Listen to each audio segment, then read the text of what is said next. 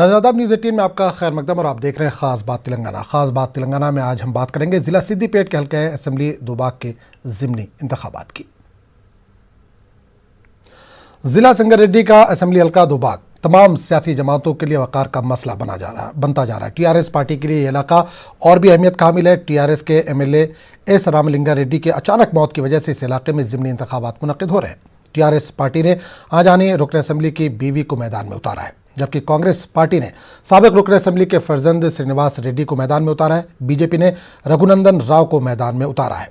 TRS party अपने वक़ार को बरकरार रखने के लिए दौड़ धूप कर रही है। कांग्रेस पार्टी खोए हुए वक़ार को हासिल करने की कोशिश में है।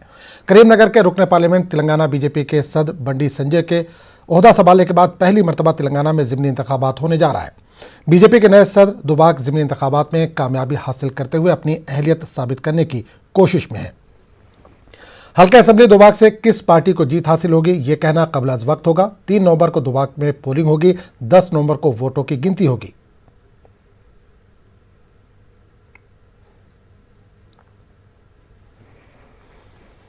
तो नाज़रीन आपको एक बार फिर बता दें कि ज़िला संगारेड्डी का असेंबली हल्का दोबाक तमाम सियासी जमातों के लिए वक़ार का मसला बना हुआ है। तमाम जो बड़े लीडरान हैं वो यहाँ पर अपनी कैंपेनिंग के लिए पहुँच रहे हैं। टीआरएस पार्टी के लिए इलाका और भी अहमियत का हामिल है।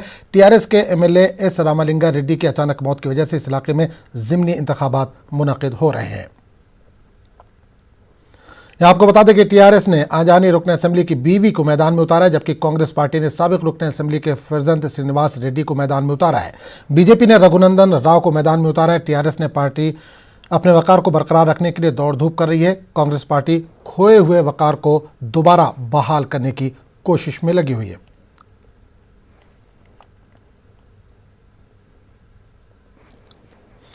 तो इस पूरे मामले पर बात करने के लिए हमारे साथ खास मेहमान जोड़ रहे हैं। सबसे पहले इनका इंट्रोडक्शन करा दें। टीआरएस लीडर आरिफ सुल्तान हमारे साथ जोड़ रहे हैं। इसके अलावा तेलंगाना कांग्रेस पार्टी के तर्जुमान सैयद निज़ामुद्दीन भी हमारे साथ जुड़ चुके हैं।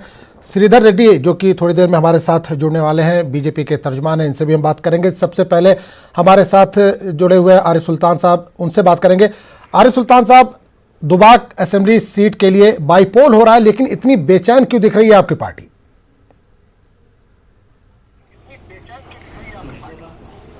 हम लोग, मैं फर्स्ट सलाम अर्ज करना चाहता हूँ जी, वालेकुम सलाम, और जो भी हमारे पैनलिस्ट है वो लोग को, कि हमारे निजाम भाई है, शायद और कौन है पता नहीं मेरे को। श्रीधर रेड्डी है, अभी आए नहीं है बीजेपी से। श्रीधर रेड्डी साहब आने वाले, पुराने दोस्त। जी जी।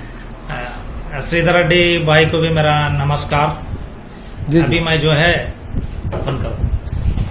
अभी मैं जो है दुब्बाक कॉन्स्टिट्यूंसी में ही हूँ मैं, और सुबह से जो है यहाँ पे हम काम कर रहे हैं, और ये इतने दिन से काम कर रहे हैं और कोई बौखलाहट का शिकार नहीं है हम। अल्हम्दुलिल्लाह सामने वाली पार्टी बौखलाहट का शिकार है, इसलिए दो पार्टियों की जंग जो है सेकंड पोजीशन पे कैसा आना, उसके लिए लड़ाई चल रही उन लोगों में। हमारे को ऐसा कोई प्रॉब्लम नहीं है अल्हम्दुलिल्लाह, क्योंकि जिस तरीके से हमारी गवर्नमेंट काम करी है आज तक, जैसे स्कीम से, हमारे पेंशन के स्कीम से, और जो है ये धंगरों के स्कीम से, गांव में कईयों स्कीम्स जिसको क्या बोलते हैं पॉपुलरिटी रहती, वो स्कीम्स में हम उस पर अमल कर रहे हैं और लोगों को फायदा हो रहा। हर घर में रैतु बंधु है, रैतु बीमा है, गांव में किसान ज्यादा है ये एरिया में, उन लोगों को हर किसी से, धंगर भाइयों को, यादव भाइयों को और दलित को और जितने भी तबकात है उनके लिए बहुत फायदे हो रहे हैं, इसलिए हमारे को कोई प्रॉब्लम नहीं है अल्हम्दुलिल्लाह। अगर प्रॉब्लम नहीं है तो इतने आपके वहां पर लीडर, इतने मिनिस्टर, बाईपोल है आपके, इससे पहले आप वहां जीते हुए हैं, तो फिर वही सवाल यही है कि डर किस चीज का है आपको? अगर आपने इतना वहां पर काम किया है, लोगों को इतनी आसानियां वहां पर आपने पहुंचाई हैं, तो फिर डर किस चीज का है? हमारे कोई लीडर्स नहीं है, सिर्फ डिस्ट्रिक्ट का लीडर है। मैं भी डिस्ट्रिक्ट का लीडर हूँ, सिद्दीपेट का हूँ।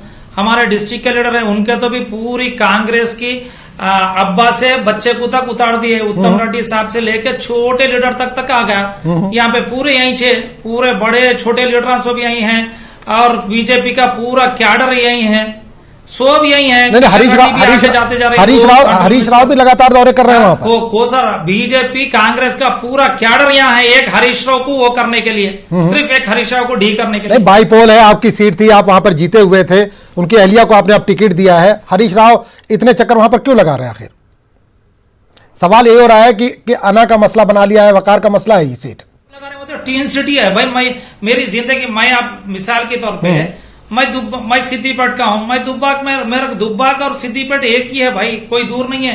गजवेल, दुब्बाक, सिद्दीपेट ऐसे है, मिले जुले है ये। इसमें कोई हमारे लिए 10 किलोमीटर भी नहीं है दुब्बाक। बिल्कुल। निजामुद्दीन साहब भी हमारे साथ जुड़े हुए हैं, कांग्रेस के लीडर हैं। निजामुद्दीन साहब, सवाल आपसे है, क्या टीआरएस यहां पर डरी हुई है, बौखलाहट का शिकार है, इस वजह से पूरी ताकत उसने झोंक दी है?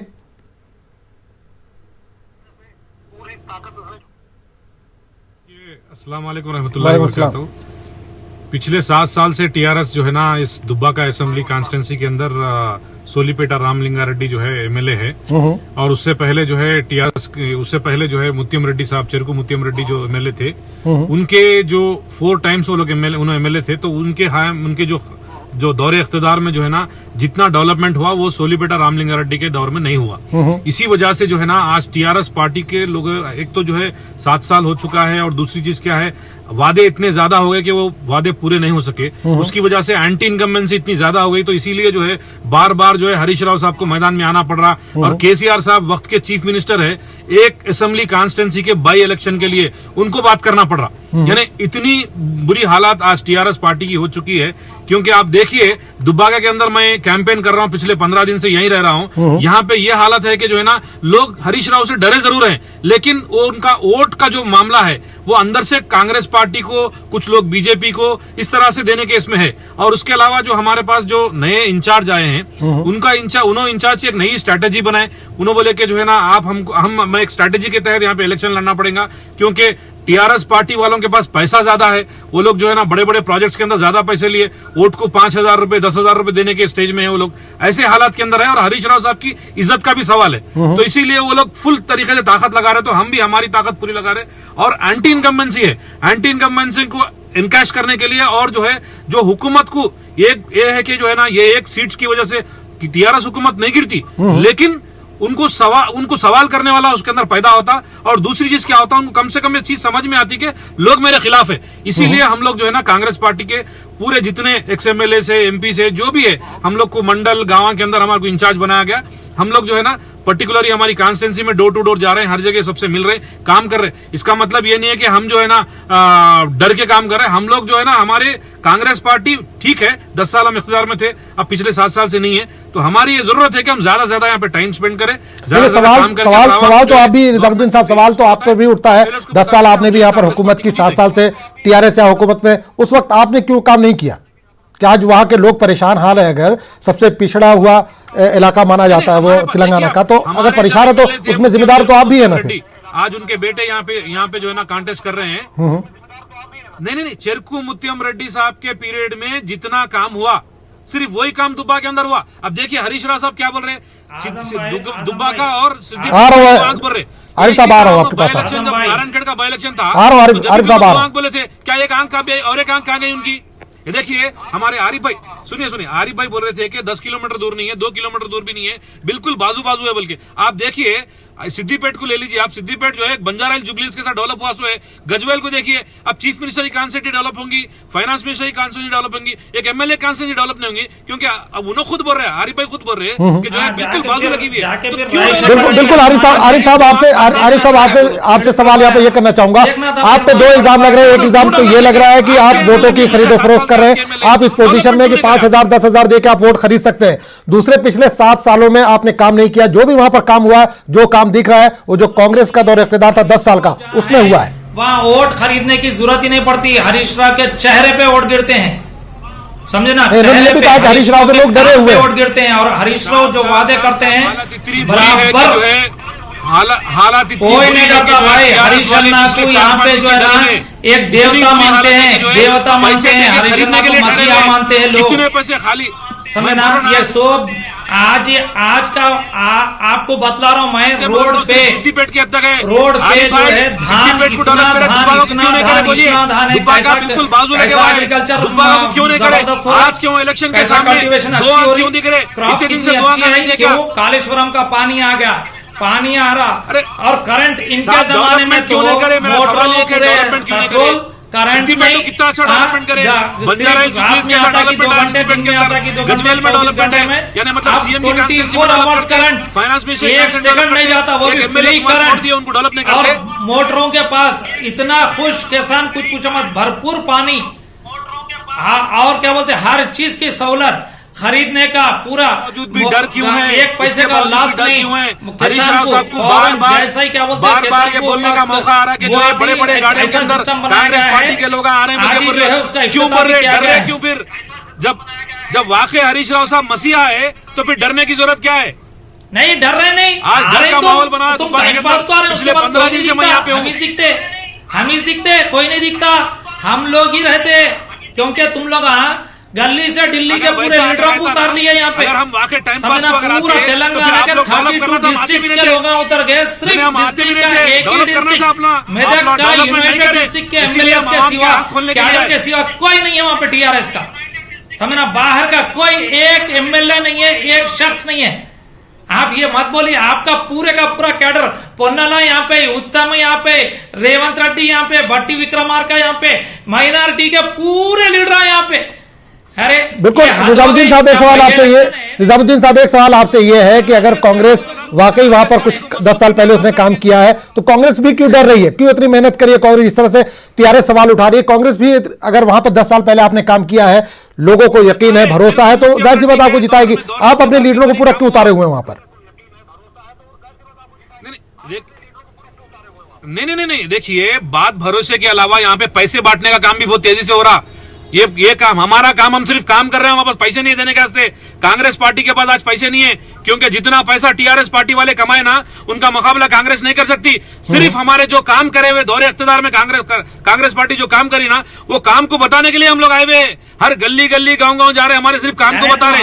हमारे पास पैसे नहीं है, हम पैसे नहीं बांटेंगे, हमारे पैसे बांटने का है भी नहीं। लोगों को जो है ना चुरका देने वाली है आवाम वहां की, आपको चुरका देने वाली है, जबरदस्त सलाह करम करके चुरका देंगे आप। देखिए अब देखेंगे, देखिए 3 पैसों से खरीदने वाले जितने वाली आवाम है, ये दुब्बा के लोग सुन रहे हैं, तो खास तौर से माइनॉरिटीज और दूसरे भी कांग्रेस को थर्ड पोजीशन पे क्योंकि उनकी गलती है, बिल्कुल बाजू लगी है, कांस्टिट्यूंसी है, उस कांस्टिट्यूंसी में जरा डेवलपमेंट नहीं है। आपकी बात से थर्ड पोजीशन पे आप बोल रहे हैं दुब्बा के कांस्टिट्यूंसी के लोगों को बिकने वाले लोग बोल रहे हैं कि मैं कंडेम करता हूं इसको।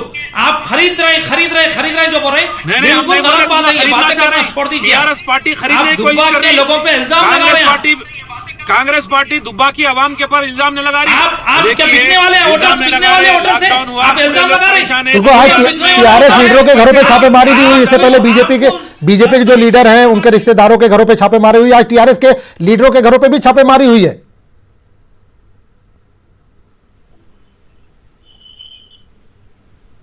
हमारे पास काम मिल रहा है, पैसा नहीं देने का, कोई तो भी किसी का हमारे पास पैसा नहीं, हम सिर्फ काम कर रहे हैं। हमारा एक छोटा कार्यकर्ता भी है, बड़ा कार्यकर्ता भी यहाँ पे घर के पास आ जा रहा, कहीं को छोड़ देंगे क्यों? रघुनंदन मेरा भी दोस्त है, मेरा भी एक जमाने में प्रेसिडेंट था डिस्ट्रिक्ट का। 20 मिनट में जो है घर के पास आया। जब तेरे पैसे नहीं है, तेरे रिश्तेदार नहीं होते, तो तू कहीं को घर के पास आया भाई?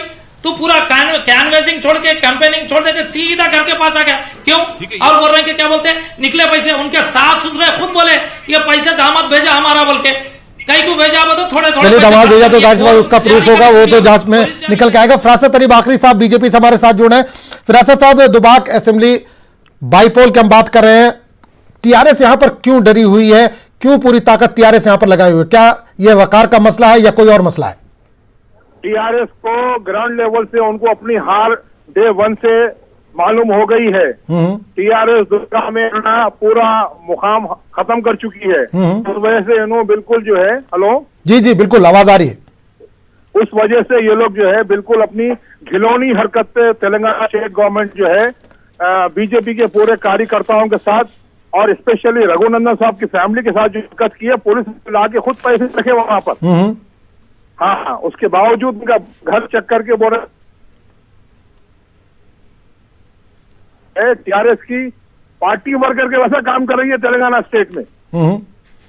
जी, पुलिस ने छापेमारी भी की है आपके बीजेपी लीडर के रिश्तेदार के घर पे, वहां से पैसे भी बरामद हुए। तो क्या जो इल्जाम टीआरएस पे लग रहा है, बीजेपी पे वही इल्जाम अगर लगाया जाए तो क्या बुराई है उसमें? देखिए, उन लोग जो काम करते रहे हैं वही काम को हमारे पर। क्या सास ससुराल को क्या बोलते, गन पॉइंट पे रखे क्या? अरे आप चक्कर आइए, आपके पुलिस कांस्टेबल खुद पैसे लेके आए वहां 20 मिनट में कंप्लेनिंग छोड़ के भाग के आए। कहीं को आए? तुम्हारे रिश्तेदार नहीं होते, तुम्हारे घर से नहीं निकले तो कौन होते रिश्तेदार फिर? अरे बैग तुम्हारे घर से निकाले, कौन दिया? वो लेडी कौन है? आप पहचानते हो उनको? मैं पहचानता हूँ, आप नहीं पहचानते हो, मैं पहचानता हूँ। लेडी को भी पहचानता हूँ, उनके मामू को भी पहचानता हूँ, मैं सिद्दीपेट का हूँ, सबको पहचानता हूँ। और रघुनंदन मेरा सीनियर है, एक साल मेरे भाई के क्लासमेट है, मैं अच्छे मेरे एक जमाने में जो है डिस्ट्रिक्ट प्रेसिडेंट रघुनंदन, समझे ना? मैं अच्छा रघुनंदन को अच्छा जानता हूँ, आपसे ज्यादा जानता हूँ, और उनके पूरे खानदान को जानता हूँ, पप्पई के पूरे लोगों को जानता हूँ, उनके घर वालों को। तुम पूरे खानदान को जानते होंगे, मगर तेलंगाना स्टेट गवर्नमेंट जो हरकत कर रही है वो अपना डर में हरकत कर रही है, ये बात पक्की है। बिल्कुल। फरासत अली साहब, एक सवाल यहाँ पर यह भी होता है, बंडी संजय को तेलंगाना की जिम्मेदारी दी गई है बीजेपी की तरफ से, तो क्या उनके लिए भी एक वकार का मसला है? क्योंकि उनकी जिम्मेदारी संभालने के बाद, बीजेपी सदर तेलंगाना की जिम्मेदारी संभालने के बाद, ये पहला एक चुनाव, भले ये बाईपोल हो लेकिन पहला एक चुनाव है, तो क्या एक बीजेपी के लिए एक अना का भी मसला है कि ये सीट जीतनी ही जीतनी है? बीजेपी को ये सीट हमारे को 100% जीतना है और हम जीत के बताएंगे इंशाल्लाह, समझे आप जी। और यहाँ पे टीआरएस सरकार को हम घुटने टिकाएंगे और हम इनको जो है क्या बोलना चाहिए, ग्रास रूट लेवल पे जो आज तक माइनॉरिटीज के साथ और सबके साथ तेलंगाना अवाम के साथ करते आए हैं, डाउनफॉल शुरू हो गया है तेलंगाना राष्ट्रीय समिति का। जी निजामुद्दीन साहब, आपसे एक सवाल है, क्या सरकार मशीनरी का इस्तेमाल कर रही है, पुलिस का भी इस्तेमाल कर रही है आप लोगों को दबाने के लिए? यहाँ पर माइनॉरिटी के है, कल फ्रांस के मामले में भी दिख लिया निजामुद्दीन साहब के मामले में भी आप कितने माइनॉरिटी के अच्छे हैं, सारी दुनिया को मालूम है, जग जाहिर है, पूरे माइनॉरिटियों को मालूम है। अरे माइनॉरिटी के फिर कौन आप अच्छे हैं? टीआरएस सरकार अच्छी है। नहीं, खाली स्कीम्स में बात करो आप, स्कीम्स में बात करो आप। जो टीआरएस की स्कीम है क्या इस डिस्ट्रिक्ट में लागू है? अगर लागू है तो सबसे पिछड़ा हुआ डिस्ट्रिक्ट क्यों है ये, या सबसे पिछड़ी हुई सीट क्यों है ये? डेवलपमेंट के ऊपर इस बार वोट देंगी, डेफिनेटली कांग्रेस पार्टी जो है यहाँ से कामयाब हासिल होंगी। अल्हम्दुलिल्लाह दुनिया का डेवलप हो रहा, दुनिया का डेवलप हुआ है। आप बोल रहे हैं वैसा, मैं क्योंकि एक नहीं दो नहीं 5 इलेक्शंस देखा। हरी भाई सिद्दीपेट डेवलपमेंट है, मैं तारीफ कर रहा हूँ हरीश राव साहब की। सिद्दीपेट डेवलप है, गजवेल डेवलप है, चीफ मिनिस्टर का गाँव है बल्कि, और जो है हरीश राव साहब के गाँव डेवलप है। ये बिल्कुल बाजू लगे हुआ दुब्बाका को जो है ना कोई डेवलपमेंट नहीं है।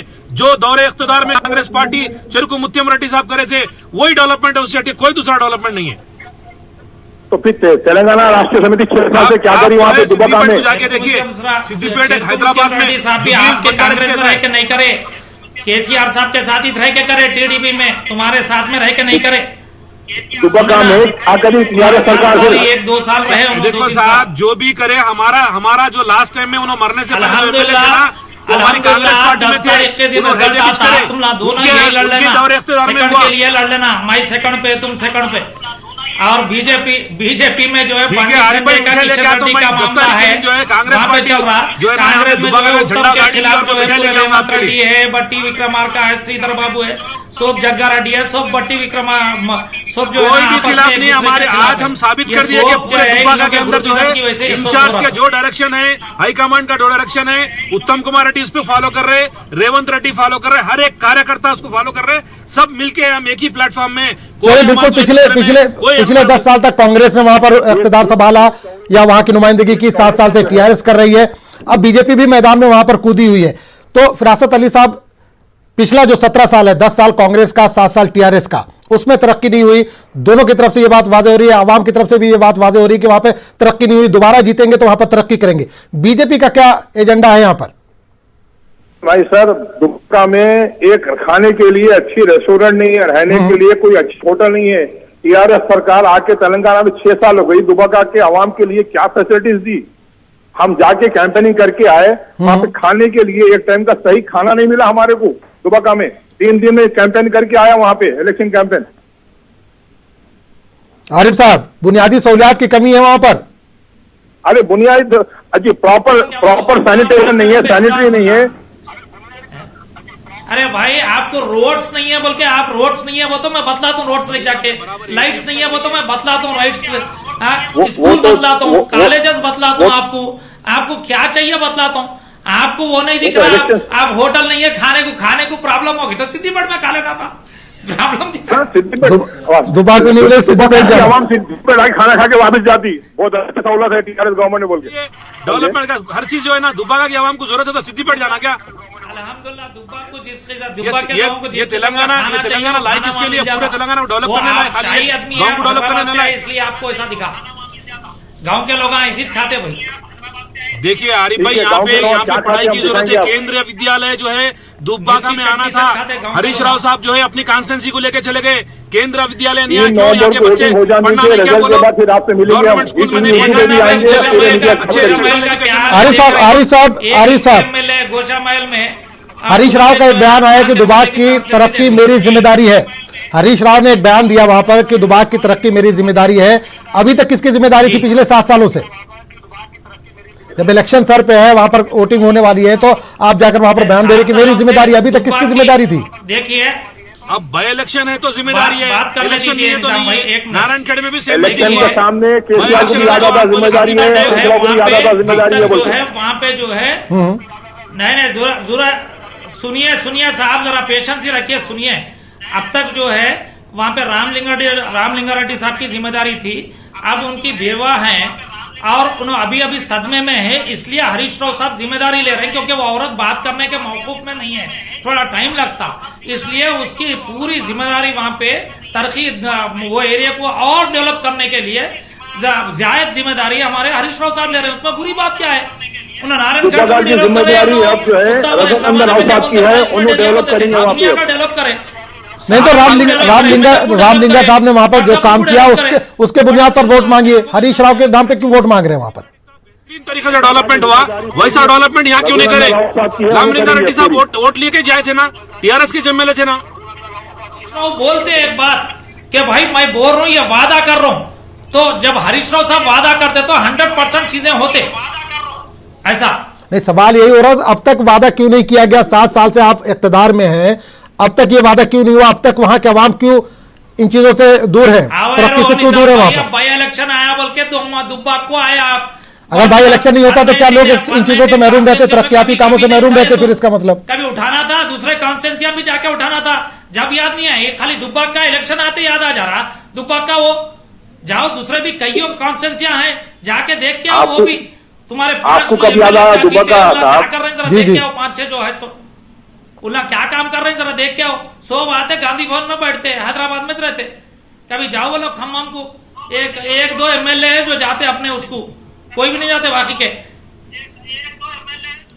बिल्कुल निजामुद्दीन साहब, आप पे लगातार इल्जाम, ये पहली बार नहीं है कांग्रेस की तरफ से, पैसे वाले टीआरएस पार्टी, कांग्रेस पे लगातार इल्जाम लगता रहा है कि अपोजिशन यहां पर कमजोर है। पहली बार नहीं है, इससे पहले भी कई प्रोग्रामों में हमारे ये निकल कर आया है कि यहां पर अपोजिशन कमजोर है, कांग्रेस यहां पर कमजोर पड़ती दिखाई दे रही है, जिस वजह से हुकूमत की मनमानी चलती रहती है।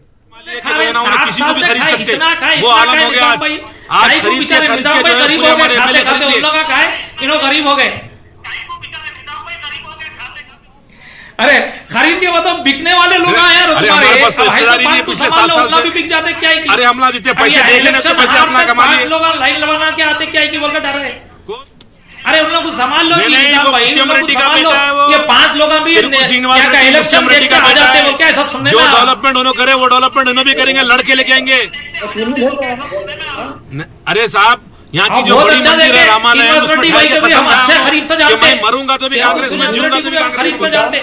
जो एक शख्स जिनके वालिद को जो है इतना अच्छा इलाज साहब, आप तो सिद्दीपेट के सब आपके दोस्त हैं, बीजेपी का जो लीडर है आपके दोस्त हैं, कांग्रेस के आपके दोस्त हैं, मैं भी आपका दोस्त हूँ। हमारा तो सवाल यहाँ पे डेवलपमेंट का है। हरी भाई, जो डेवलपमेंट सिद्दीपेट में हुआ था वैसा डेवलपमेंट दुब्बाका में क्यों नहीं है? इतना बैकवर्ड। आरिफ साहब एक सवाल आपसे है कि किसी भी सीट पे अगर किसी का इंतकाल हो जाता है तो उसके रिश्तेदार को या उसके घर के किसी फर्द को टिकट दिया जाता है, दूसरी पार्टियां भी उसको सपोर्ट करती है, नहीं करती हैं तो एक नॉर्मल इलेक्शन होता है और वो सीट निकल जाती है। लेकिन इस बार ऐसा क्यों हो रहा है कि सहतरफा यहां पर जंग शुरू हो गई है?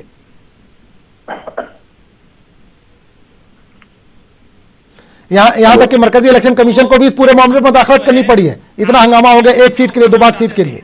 मरकजी इलेक्शन कमीशन को इसलिए इंटरफियर होना पड़ा, जिस तरीके से टीआरएस सरकार ने बच्चों के ऐसा सलूक किया है। टीआरएस की पुलिस जो है, तेलंगाना स्टेट पुलिस जो है, टीआरएस के वर्कर के मुताबिक काम करी है। उस वास्ते सेंट्रल गवर्नमेंट के ऑफिसर्स इन्वॉल्व हुए हैं और तमिलनाडु का आईपीएस ऑफिसर वहां पे ऑब्जर्वर आया है और इंशाल्लाह फेयर एंड फ्रैंक इलेक्शन होगा और बीजेपी की शानदार कामयाबी होगी। हम बताएंगे आपको आके वहां पे दुब्बका में।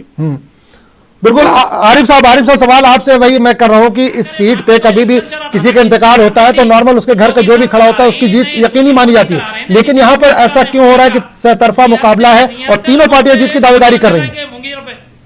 आरिफ साहब, ये रामालिंगा लाजू की जो वाइफ है उनका पॉलिटिकल कैरियर कुछ भी नहीं है। जब नॉमिनेशन फाइल भर के आए इनको क्या बोलना नहीं मालूम मीडिया के सामने, इसको हरीश राव बोले उनको।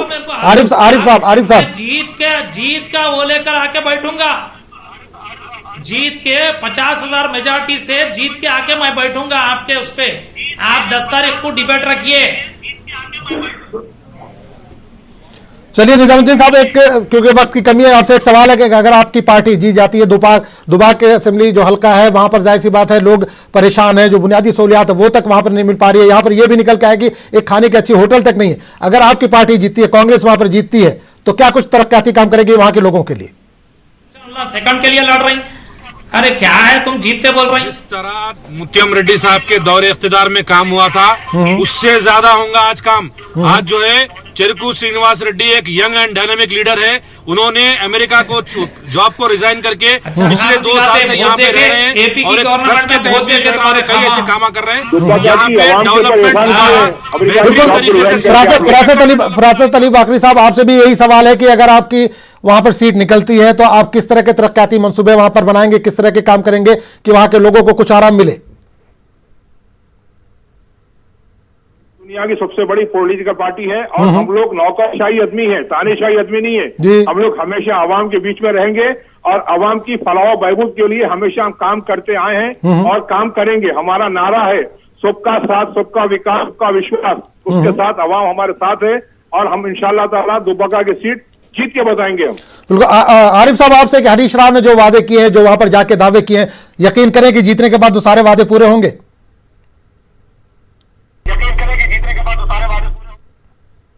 खेड़ का हिसाब होगा साहब, जो नारायणखेड़ में हुआ सेम यहाँ पे भी ऐसी होगा। आरिफ साहब, आपसे सवाल है, जीतने के बाद जो हरीश राव ने वहां पर वादे किए, क्या वादे पूरे होंगे? हर वो वादा पूरा किया जाएगा, क्योंकि हरीश राव साहब का वादा पत्थर पे की लकीर होता है और अगरचे हरीश राव साहब वादा कर दिए, मुंह से निकल गया, वो पत्थर पे की लकीर होता। खुद सुबह 6 बजे जाकर ठहर के काम कराता बंदा वो। काश ये वादा जो किया था, जो पत्थर की लकीर साबित होता, पहले अगर इसको पूरा कर दिया तो आज इतनी मेहनत आपको वहां पर नहीं करनी पड़ती। अरे भाई, फिर वही बोल रहे हैं आप, उनकी कॉन्स्टेंसी नहीं होती भाई, उन्होंने जितना करना है करते थे, अब उन्होंने जिम्मेदारी ली है। अब देखो मिनिस्टर है, मिनिस्टर क्या अपने हल्के के लिए करेगा? उसके हक में जो दूसरे आसपास के इलाके क्या वहां के लिए काम नहीं कर सकता? फिर अपने हल्के के लिए काम करेगा वो। है उनकी उस हिसाब से चंद्रशेखर राव का टोटल एडमिनिस्ट्रेशन फेल हो चुका है सर तेलंगाना की तरफ।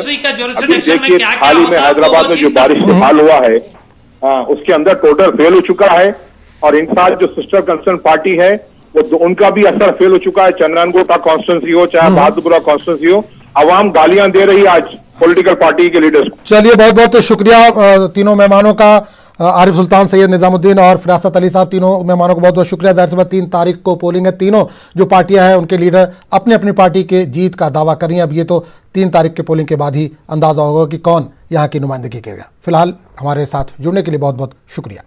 आदाब।